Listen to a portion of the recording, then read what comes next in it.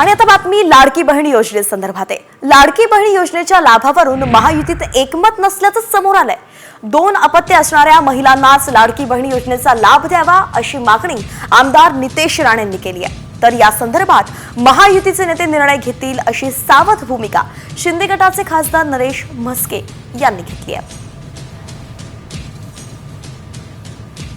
मी तर फडणवीस साहेबांना आम्ही सगळेजण विनंती करणार आहे, मुख्यमंत्री साहेबांना, की साहेब त्या मुख्यमंत्री लाडली बहीण योजनेमध्ये बदल करा, आपल्या आदिवासी बांधवांना थोडं सूट द्या आणि नंतर 2 अपत्य लोकांपर्यंत ती योजना पोहोचणार असं नियम त्याच्यात घाला आणि तरच फायदा घ्यायला द्या। मागणी केलेली आहे नितेश राणे यांनी मुस्लिम कुटुंबांना वगळावं असं नाही म्हटलेलं आहे।